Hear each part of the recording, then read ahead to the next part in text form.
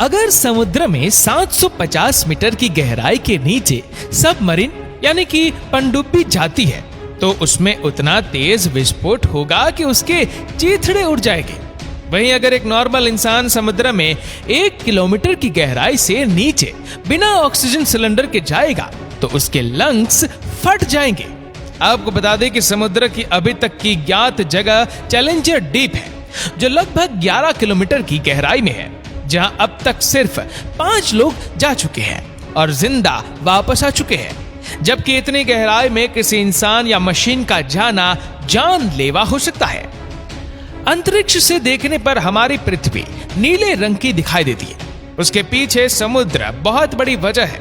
धरती के लगभग 71% विस्तार में समुद्र फैला हुआ है, जिसमें मौजूद पानी की वजह से पृथ्वी को नीला ग्रह कहा जाता है। लेकिन क्या आपने कभी सोचा है समुद्र के नीचे कौन सी चीज है? यहाँ हम समुद्र के अंदर नहीं बल्कि समुद्र के नीचे मौजूद चीजों का पता लगाने की बात कर रहे हैं। समुद्र के नीचे क्या है? इस सवाल का जवाब जानने से पहले ये जानना जरूरी है कि समुद्र की गहराई कितनी है, उसमें क्या कुछ गतिविधियां होती है।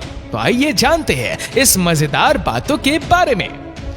सबसे पहले जानते हैं समुद्र और जीवन के बारे में। ये तो हम सभी जानते हैं कि धरती पर जीवन की शुरुआत समुद्र से ही हुई थी, जहां सूक्ष्म जीवों और बैक्टीरिया ने जन्म लिया और बीते समय के साथ जीवों की कई प्रजातियां अस्तित्व में आई। ऐसे में यह कहना गलत नहीं है कि समुद्र धरती में जीवन देने वाले मुख्य तत्व में से एक है, जिसके अंदर लाखों करोड़ों जीव जंतुओं की प्रजातियां निवास करती है। आज तक इंसान समुद्र का सिर्फ 5% हिस्सा ही खंगाल पाया है।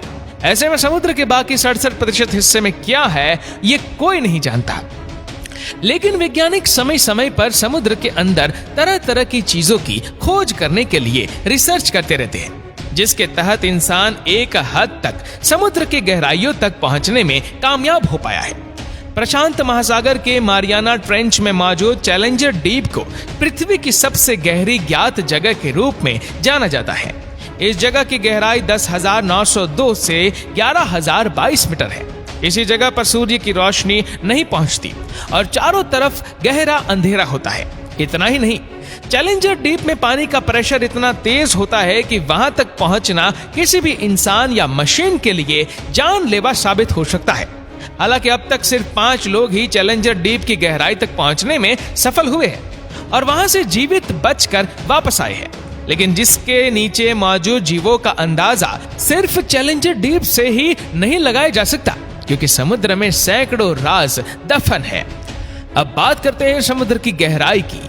अगर आप समुद्र की गहराई को अच्छी तरह से समझना और देखना चाहते हैं तो इसके लिए शुरू से शुरुआत करनी होगी।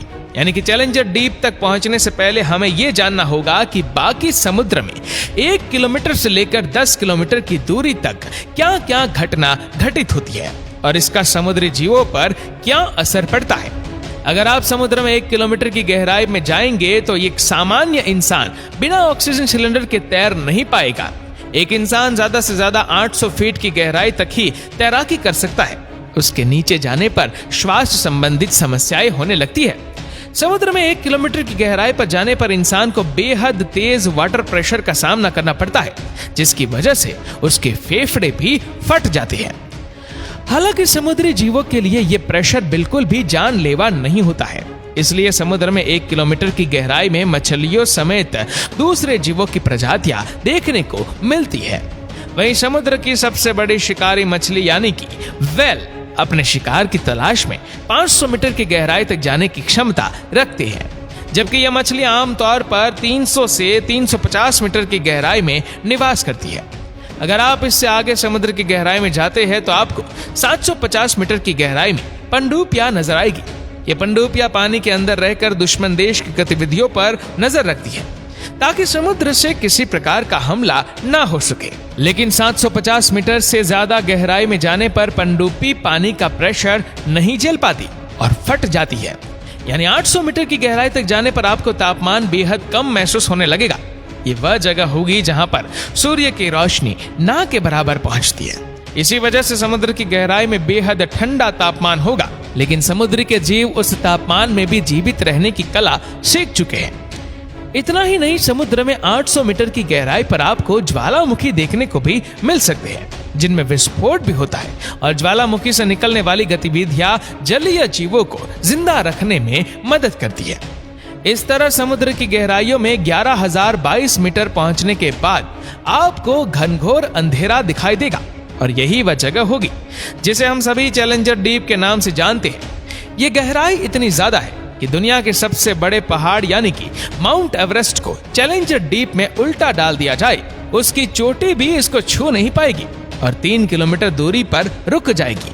हालांकि वैज्ञानिकों द्वारा निर्मित कुछ एडवांस की गहराई तक पहुंचने में सफल हुई है ताकि वहां के माहौल का पता लगाया जा सके, लेकिन समुद्र के नीचे क्या है, यह सवाल अभी भी जस की तस बना हुआ है। आपके मन में सवाल उठ रहा होगा कि आखिर क्या है समुद्र के नीचे, तो चलिए हम आपको इस बारे में बता देते हैं। अगर आपको लगता है कि समुद्र के नीचे विभिन्न प्रकार के जीव निवास करते हैं या फिर वहां सोना चांदी मौजूद होगा, तो आप बिल्कुल गलत है। समुद्र के नीचे क्या है, ये जानने से पहले पृथ्वी की संरचना को समझना बेहद जरूरी है, क्योंकि पृथ्वी की संरचना ही तय करेगी कि समुद्र के निचले हिस्से में क्या कुछ मौजूद है।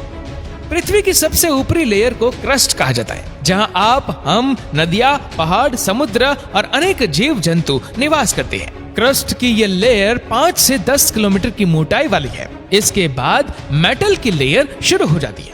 क्रस्ट की लेयर में 1 किलोमीटर की गहराई तक ड्रिल करके तेल और प्राकृतिक संसाधन निकाले जा सकते हैं। हालांकि लगातार होती खुदाई की वजह से आधुनिक समय में प्राकृतिक संसाधनों और तेल 1 किलोमीटर के बजाय 2 किलोमीटर की गहराई प्राप्त होती है।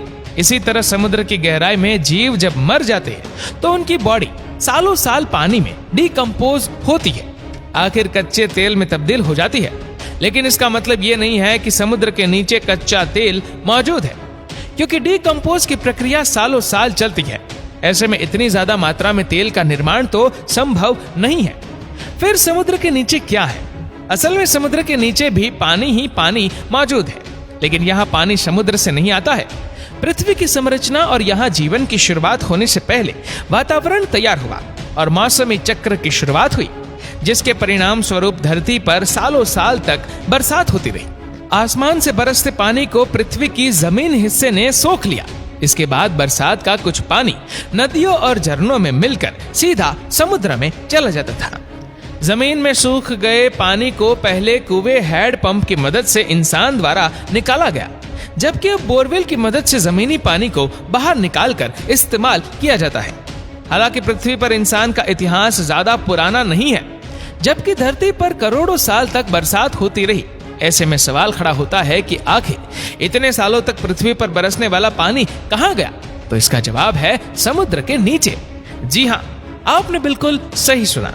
समुद्र के नीचे कुछ और नहीं बल्कि सालों साल बरसा हुआ बरसात का पानी मौजूद है। आसमान से बरसा ये पानी जमीन के अंदर समुद्र के नीचे बराबर मात्रा में फैला हुआ है और सालों से स्टोर है। करोड़ों साल तक चले जल चक्र के कारण ये पानी क्रस्ट के नीचे और मेंटल के ऊपरी हिस्से में जाकर जमा हो गया। इन्हीं 2 लेयर के बीच हमारा समुद्र भी मौजूद है। इसलिए ये कहा जा सकता है कि समुद्र के नीचे कुछ और नहीं, सालों पहले बरसात के जरिए धरती पर आने वाला पानी मौजूद है। क्या आप जानते हैं समुद्र के नीचे नदियां बहती है? सुनने में थोड़ा अजीब और अविश्वसनीय लगता है कि समुद्र के नीचे भी पानी ही पानी मौजूद है, लेकिन इस थ्योरी को कई सारे वैज्ञानिक ने रिसर्च द्वारा साबित किया है। समुद्र के नीचे क्या है, इस बात का पता लगाने के लिए वैज्ञानिक कई साल से रिसर्च कर रहे थे, जिसके परिणाम स्वरूप सबसे पहले मैक्सिको के समुद्र के नीचे नदी की खोज की गई। वैज्ञानिकों ने इस नदी का नाम सीनोटे एंजेलिटा रखा, जो कहीं कहीं पर 115 फीट समुद्र के नीचे बहती है और उसका पानी खारा है। इसी तरह ब्लैक सी के नीचे भी दुनिया की सबसे बड़ी छठी नदी मिली थी, जो समुद्र में 100 फीट नीचे बहती है। इस नदी की रफ्तार 6 किलोमीटर के बराबर है, जो हर बहाव के साथ 22,000 क्यूबिक मीटर पानी लेकर चलती है। वैज्ञानिकों का मानना है कि सालों साल से समुद्र के नीचे 128 जल को समुद्री लहरें और सूर्य के प्रकाश की वजह से गति मिलती है, जिसकी वजह से ये पानी नदियों में तब्दील हो जाता है। हालांकि वैज्ञानिकों का मानना है कि समुद्र के नीचे पानी सिर्फ एक जगह जमा या फिर नदियों के रूप में ही नहीं है, बल्कि झरनों के रूप में भी हो सकता है। अब आपके मन में प्रश्न उठा होगा कि समुद्र के नीचे भला कैसे बहती है नदियां? तो वैज्ञानिकों ने जब इस बात का पता लगाया कि समुद्र के नीचे नदियां बहती है, तो उनके बहाव के पीछे की वजह जानने के लिए लोग उत्साहित होने लगे। ऐसे में रिसर्च से पता चला है कि समुद्र के नीचे नदी का निर्माण होने के लिए समुद्री पानी का घनत्व, तापमान और धरती का घूमना जिम्मेदार होता है। जब एक जैसे डेंसिटी वाले समुद्री पानी की मात्रा आपस में मिलती है, तो उस समुद्र में नीचे जमा पानी में मिलती है, ये धारा बनने लगती है। ये छोटी छोटी धाराएं एक साथ मिलकर बड़ी धारा का निर्माण करती है, जिसके परिणाम स्वरूप समुद्र के नीचे नदियां बहने लगती है। इसके अलावा समुद्र में सूर्य की रोशनी अलग अलग जगह पर अलग अलग प्रकार से पड़ती है। ऐसे में समुद्र में किसी हिस्से का पानी बेहद ठंडा होता है, तो किसी जगह पानी बेहद गर्म होता है। समुद्री पानी के तापमान में इस तरह की विभिन्नता की वजह से समुद्र के नीचे जमा पानी में धारा है या हलचल पैदा होती है, जिसके बाद समुद्र के नीचे नदी का निर्माण हो जाता है। हालांकि इन दो कारणों के विपरीत समुद्र के नीचे नदियों का निर्माण होने के लिए पृथ्वी की घूमने की प्रक्रिया को सबसे ज्यादा जिम्मेदार माना जाता है। पृथ्वी लगातार अपनी धुरी पर घूमती रहती है, जिसकी वजह से जमीन के अंदर जमा पानी में कंपन और हलचल होती है। यही हलचल छोटी छोटी धाराओं को जन्म देती है, जिससे बड़ी धारा का निर्माण होता है और परिणाम स्वरूप समुद्र के नीचे नदियां बहने लगती है। समुद्र के नीचे धरती के घूमने की वजह से निर्मित होने वाली सबसे बड़ी नदी को गल्फ धारा के नाम से जाना जाता है। यह नदी इतनी बड़ी है कि दुनिया की सभी नदियों का पानी एक साथ मिला दिया जाए, तब भी गल्फ की धारा का आकार ही बड़ा होगा।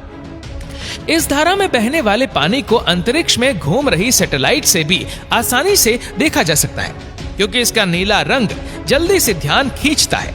इसलिए यह कहना गलत नहीं है कि मौसमी चक्र की वजह से धरती पर सालों साल वर्षा हुई और उसका पानी धरती के अंदरूनी हिस्सों में जाकर इकट्ठा हो गया। वर्तमान में यही पानी समुद्र के नीचे नदियों और झरनों के रूप में बह रहा है।